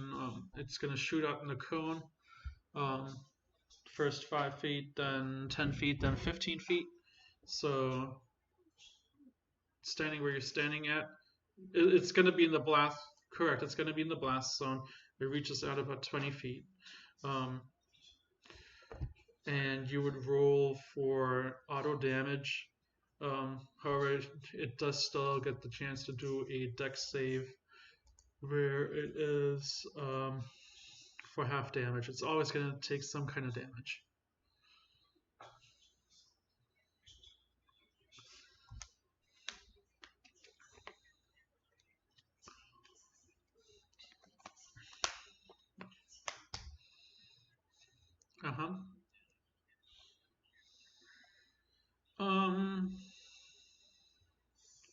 go ahead and roll a 1d. Well, what is your what's your dexterity modifier?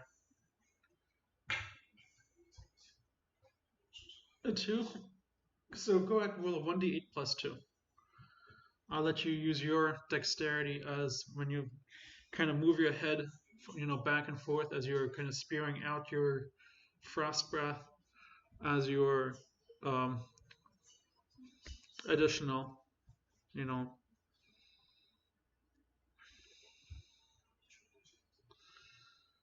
Yep, 1d8 plus 2. Go ahead and roll it again, because seeing as the fiery snake just backs away from the cold immediately, you can tell that it is vulnerable to the damage.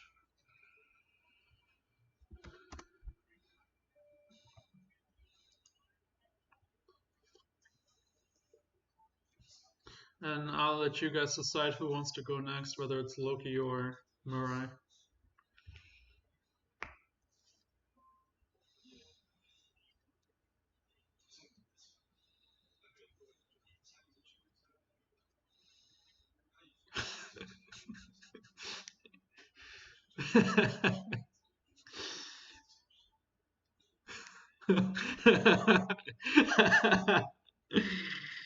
Oh, someone's learned. Go ahead, Mirai.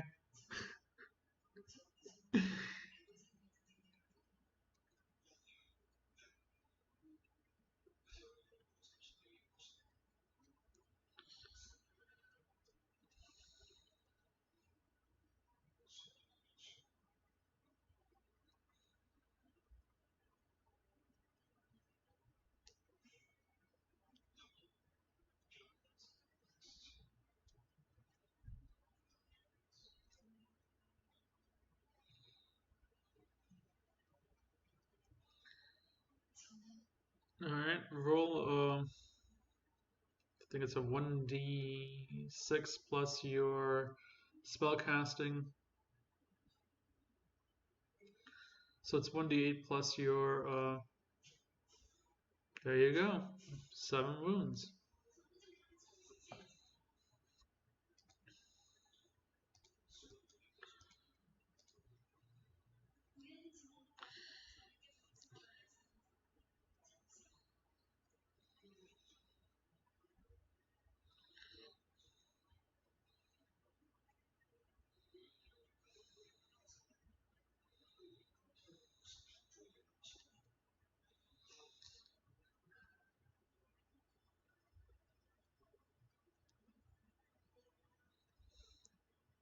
Is that a cantrip or is that a are you able to cast 2 spells at once? No, I'm asking since you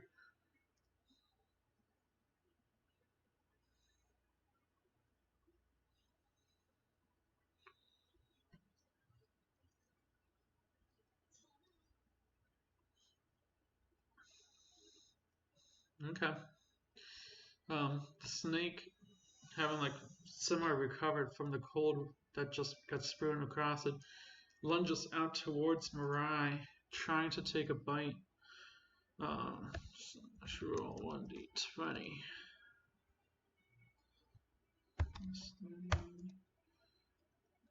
Unable to bite you, it kind of turns, it kind of like turns itself around real quick, trying to smack you with the back end of its tail as well. That's the same.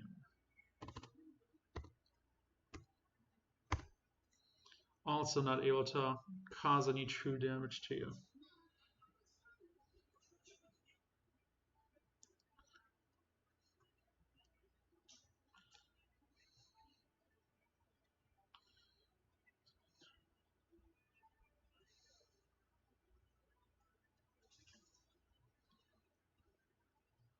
Sounds good. Go ahead, Sinclair.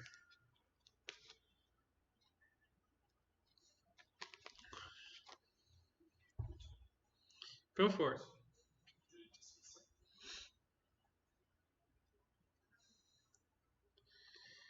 Casting your chromatic orb. The words that are so common on your lips somehow seem to slip, and you're not able to cast a spell like you normally would, and the spell kind of just falls out of your lips, uncast.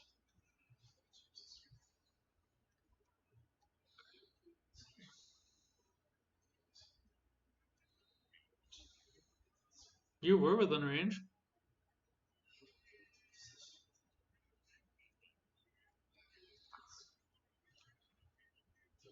No, okay. It is Loki's turn.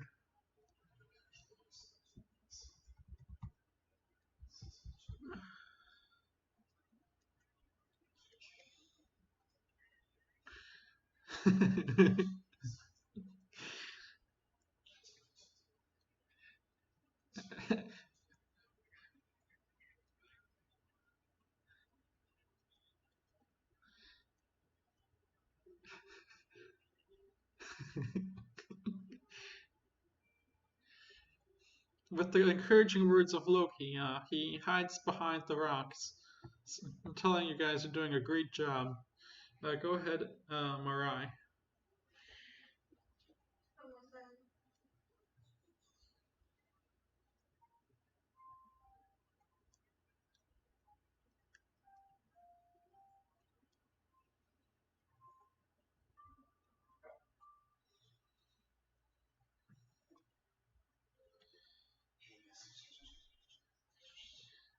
Swinging with your longsword, you hit its scaly hide, and you are unable to penetrate its skin.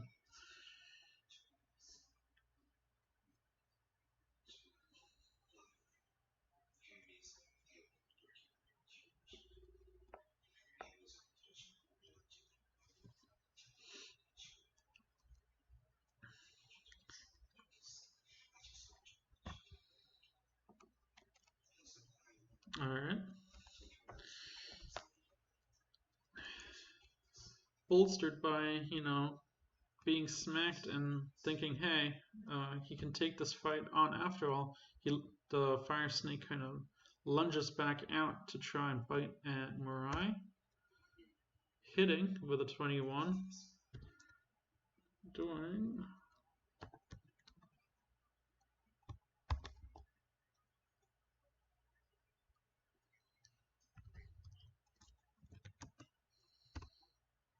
You're gonna take 3 slashing damage and 2 fire damage. And you said you are doing what? Alright.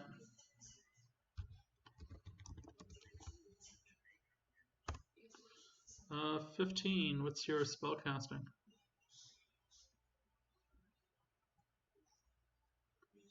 So go ahead and roll for damage, and we'll have it and round up.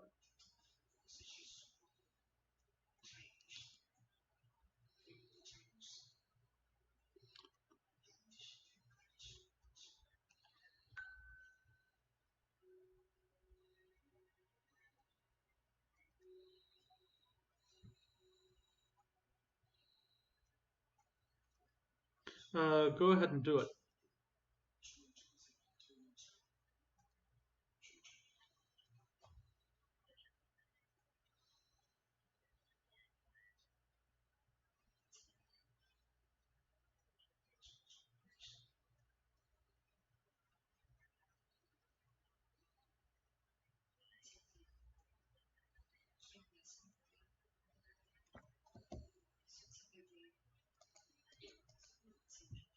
Gotcha. Okay.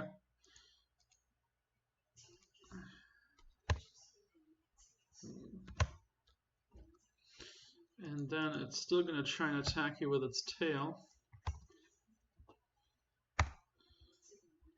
Unable to do any further damage to you. But you did end up taking what?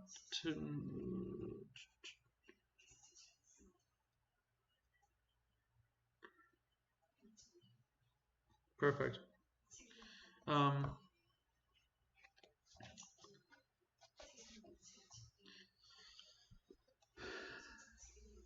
Sinclair, why don't you do a perception check?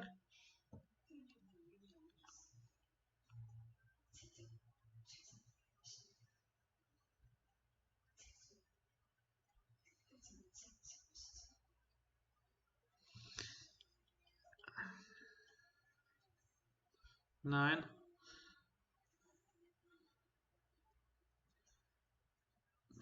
So as your focus goes to the fire snake, and you notice that the flames start to simmer down a bit, as if it's been weakened tremendously with the shock of damage that it just perceived. You kind of feel a whooshing in the back of your pockets.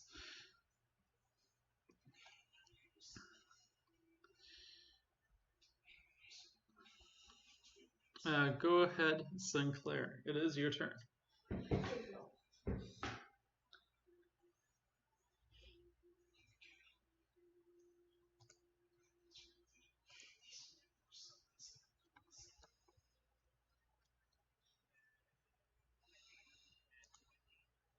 Mm-hmm.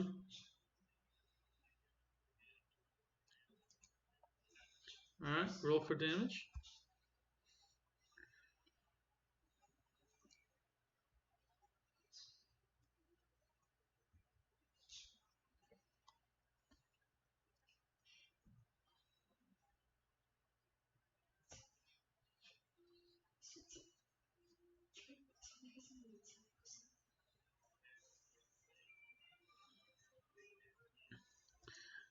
Blasting the fire snake with your chromatic orb.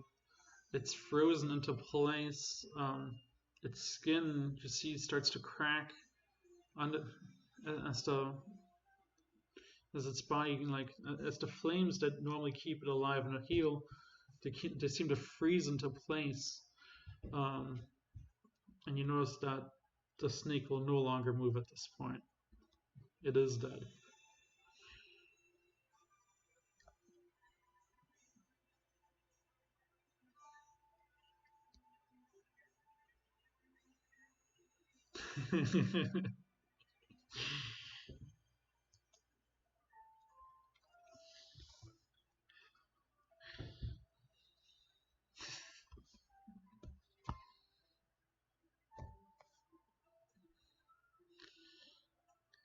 You climb up the rope ladder.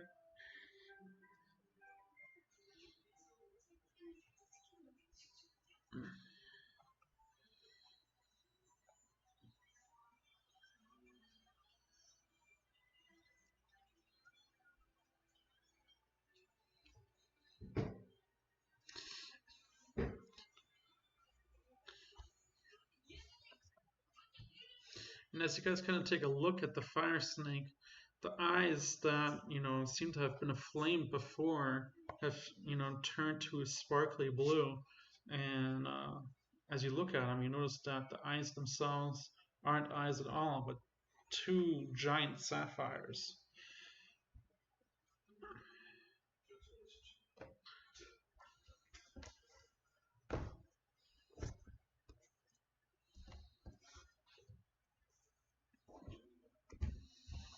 And as you do that, you each gain one medium-sized sapphire worth 100 gold pieces.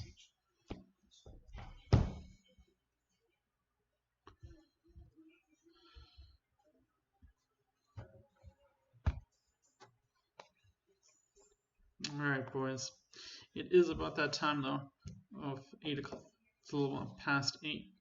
So I'm going to move you guys to the donation chamber back in the dragon pit, and I'm going to let you guys do a rest here.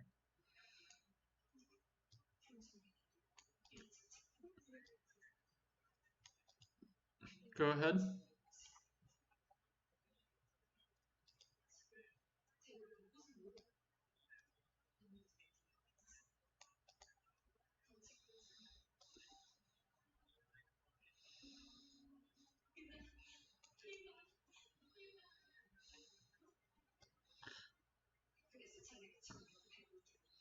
So you guys aren't resting together. Got it. So which side do you guys want to rest on?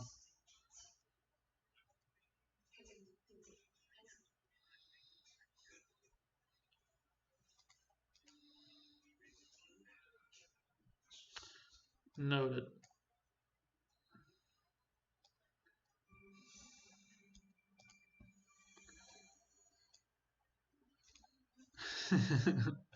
All right. Well, boys, it has been it.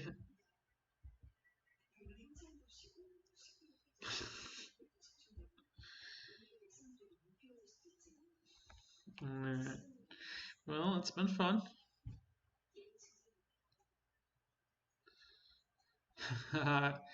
Seeing as he sensed or felt what you did, uh, you didn't get away with it as nearly smoothly as you thought.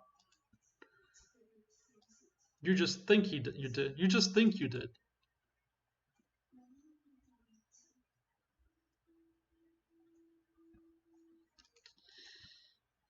But